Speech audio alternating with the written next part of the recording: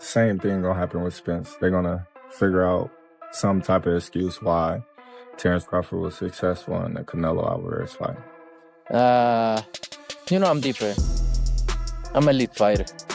So that's the difference, big difference. But after fighters fight me, they never the same. So I just hope your career continue. If you look at my career, never same after me. Terence Crawford sent Canelo Alvarez a scary message, saying he would beat the Mexican hero with the same brutality he used against Errol Spence Jr. in support of that warning. Terence Crawford talked about how he thinks Canelo is going to prepare for their next fight, telling Alvarez not to overlook him. Crawford said that a lot of the stories about this fight make it sound like Canelo has the upper hand just because he has a longer history and more years at the top of the sport. Crawford says that Canelo thinks he has fought so many fights that nothing can surprise him anymore. I don't know. I just think, sometimes some fighters, they fight to their level of competition. And, I think he's definitely more experienced, more well-rounded, given the experience that he had in a Floyd Mayweather fight. So we shall see. No, he just seen a lot of fighters. He's been through the boxing game for a long time. He got a lot of experience, and in his heart and soul, he feel that I'm not gonna show him nothing new that he haven't seen before. No, not at all. He didn't fought southpaws, he didn't fought orthodox fighters. So, he's been in the ring with a lot of fighters, and in his mind, he don't see nothing new that I can bring to the table. Terence said more about what he thought, saying that this fight will be great, like two legends competing to see who is the best. He's sure he'll have something special to offer on September 13. He says that while many people are interested in his strength, it will be his skill and ring IQ that really shine and the lights go down. I'm a legend too, so we got two legends fighting each other, and I'm definitely daring to be great, and I'm going to be great September 13th. I'm not taking no credit away from Canelo's skills.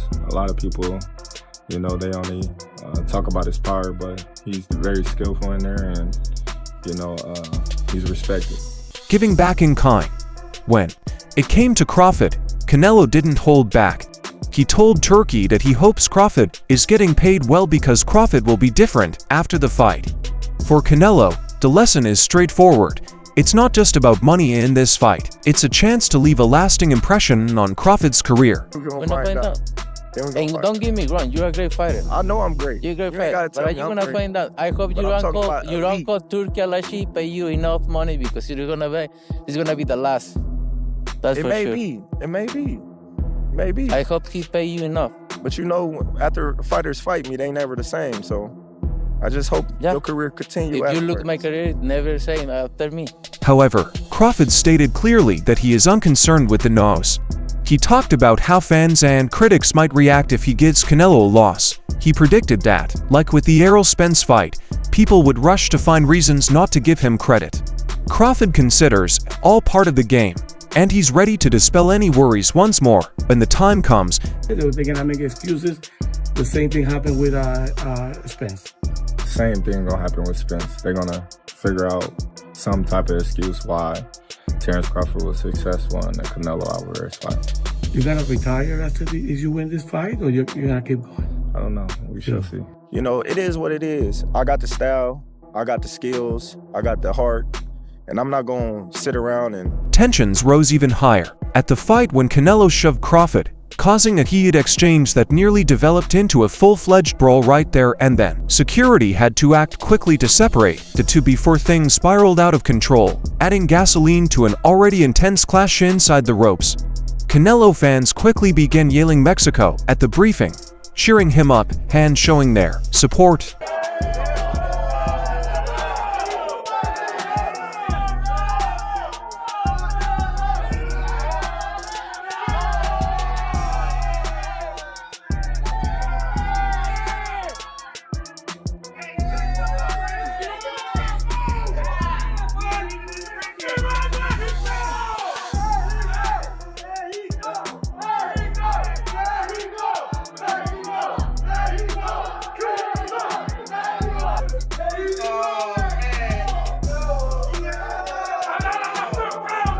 Reflecting on the shove, Later, Canelo Alvarez expressed his reaction to the shove, saying it fueled him even more for what is ahead. He made it plain that he is ready to go and fully committed to the 13th, eager to settle things in the ring and looking forward to a showdown that promises fireworks from the start.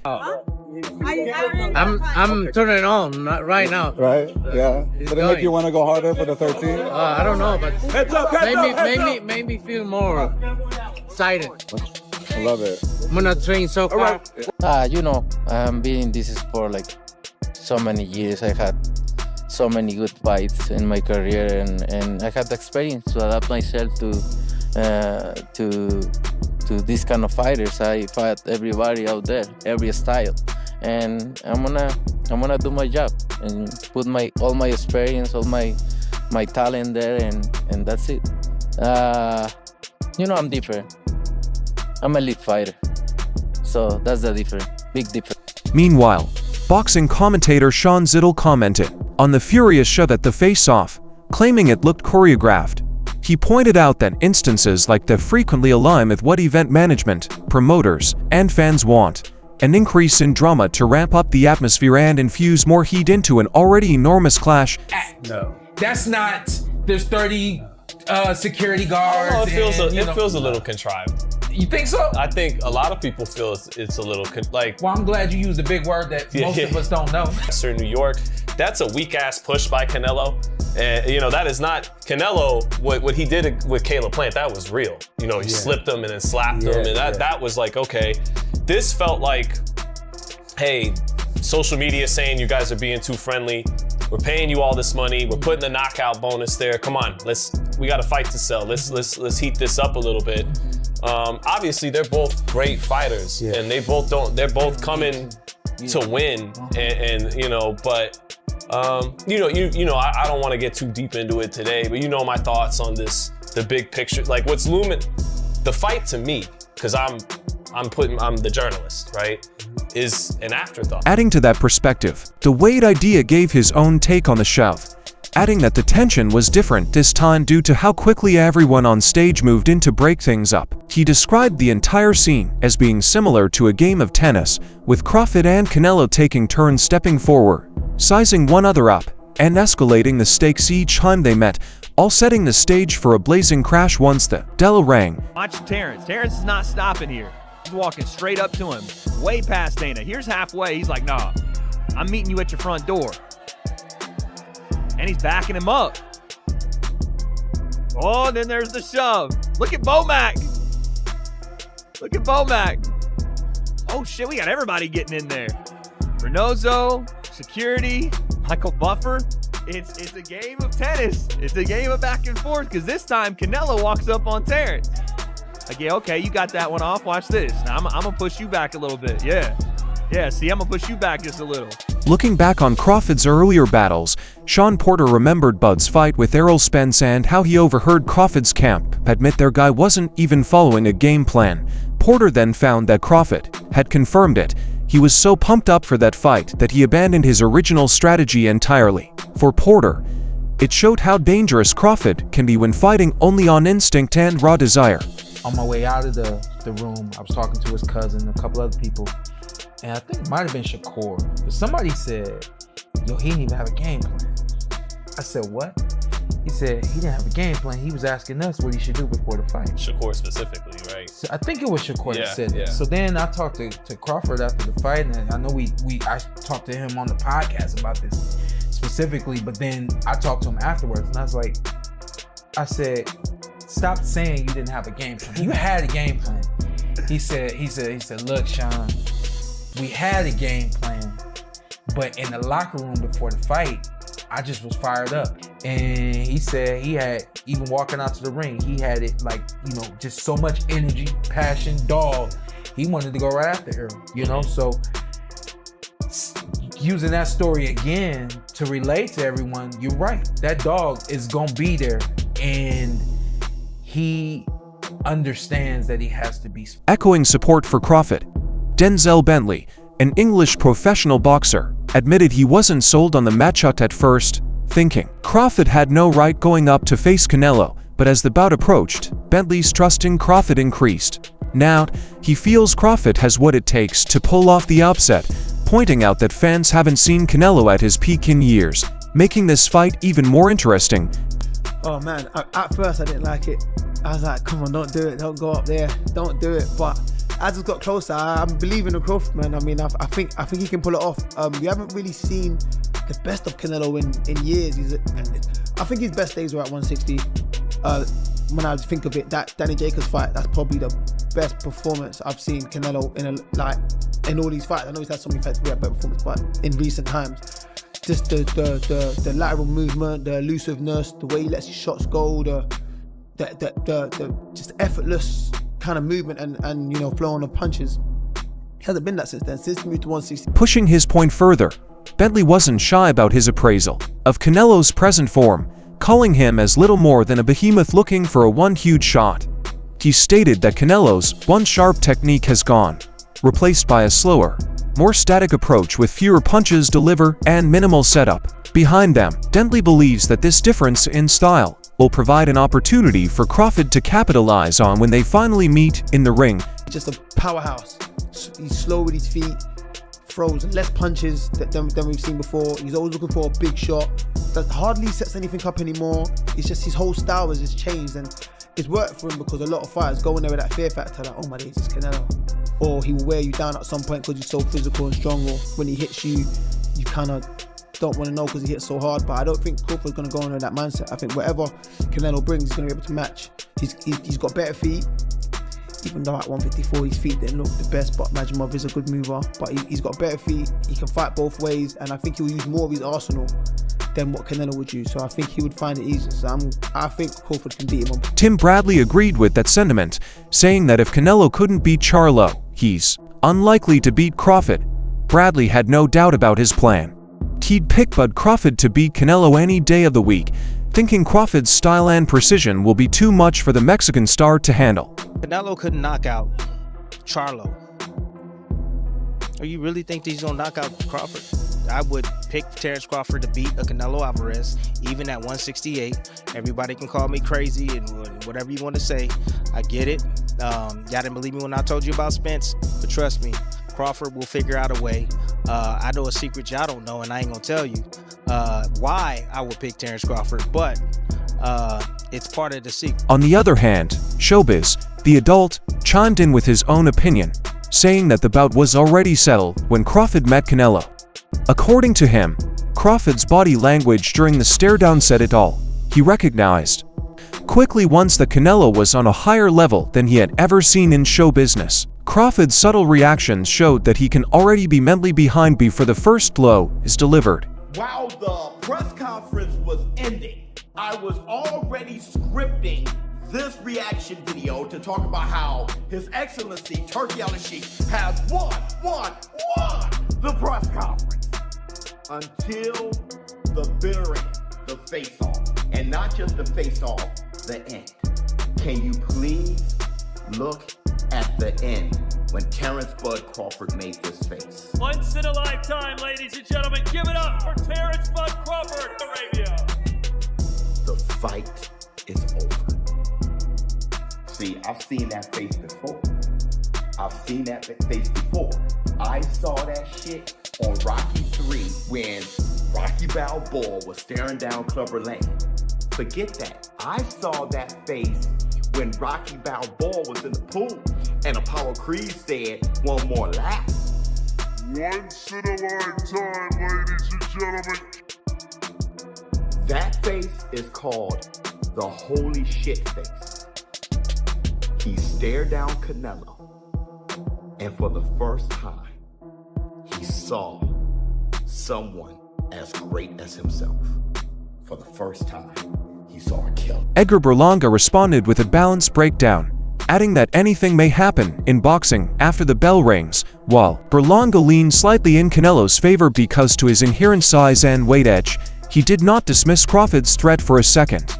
He underlined that Crawford's technical abilities are great enough to fight with anyone, making this battle far from a predetermined result and providing plenty of intrigue when they face off. I truly believe, you know, that, you know, anything can happen in boxing, you know what I'm saying? And Terence Crawford is a legend. He's great. He's a great fighter. The only thing I see that I favor Canelo is that, you know, is his weight. Yeah. And that he's more bigger. You know what I'm saying? That's the only thing. But as far as skill set wise, IQ, I feel like Crawford can match anybody and probably do way better. You know what I'm saying? But you know, Crawford is a legend, bro. Yeah. You know, and like I said, you can't. Furthermore, Bob Arum did not mince words while assessing Alvarez's present method to the sport. According to Arum, Canelo no longer fights with the same zeal to excite crowds, choosing to pursue big money fights above all else. For the veteran promoter, it suggests that Canelo's priorities have shifted, which may play a role when he faces a hungry, motivated Crawford. Canelo has shown in his last few fights that he's just a businessman. He's not in there to entertain the public. He just takes the big check. But again, if Canelo really fights, because I think it's safe to say Terence always fights. He doesn't know anything else. So then it could be a very good, interesting fight. At the same time, Arum saw Crawford's danger. He stressed that the level of the battle will be determined by which Canelo showed up, the gladiator who formerly fought for reputation or the money, following Canelo hoping for his next paycheck. Is Canelo gonna to show up, the Canelo looking to cash a big check, or the Canelo who truly wants to fight like a fighter? Now, the Canelo we've seen over the previous 2 years is not only dull, but he also lacks motivation to mix things up and entertain fans with a good fight. Crawford's coach, Bomac, was quick to react, emphasizing that styles build fights, and, in his opinion, Crawford has the distinct advantage. He thinks but has greater talents, a smarter technique, and a stronger mindset in the ring. Confident with his fighter training, Bomac has promised that Crawford will handle business when to meet under the lights. I told the other person that skills pay bills. You have to be skilled, man, to fight someone like Canelo, and it's not only offense. You also need defense, you understand, so style starts fights. Be inherited superior skills, as well as superior brains. Crawford emphasized that he is not worried about the need for raw power to hurt Canelo. For him, the final goal is to outbox him. He feels that if he adheres to his plan and stays focused, the harm will take care of itself. If Canelo stumbles or makes a mistake in the ring, Crawford is sure he will make him pay for it. You never fought at 168. You think you will have enough power to hurt the great Canelo? Of course. I don't have to have enough power to hurt him. I just gotta beat him. That's it. If he slip up, then, you know, he will get. Although Canelo conceded that he never saw himself sharing the ring with Crawford, owing to the large weight disparity that previously made the clash appear implausible, he stated that this is boxing, and everything can happen in this sport. Now that the fight is set, Canelo says he is counting down the days until he can step through the ropes for what promises to be a historic battle. I never thinking about the fight Crawford. I never in my life, you know, because he's a low weight than me. So, but I never thinking about it. But that's the fun part of boxing. You never know what is gonna happen, right? And now we are here. And I'm glad to share the ring with one of the best fighters out there, and I'm just can't wait. In American or in Spanish? I'm gonna win. Spanish first. ¿Ah? In Spanish first. Voy a ganar. Voy a ganar. Esa es la idea, ganar. That's the idea. Always in my mind doesn't exist a loss. You know, I train, I put my best, I dedicate myself to this sport, and I'm just thinking about win, to make history, and this is no deception. As the countdown to September 13th comes, one thing is certain: Terence Crawford vs. Canelo Alvarez is building up to be more than just a fight. When the final bell rings, there is no room for excuses as legacies collide. If you loved this study, please remember to hit the like button, subscribe to receive more battle updates, and share your forecasts below.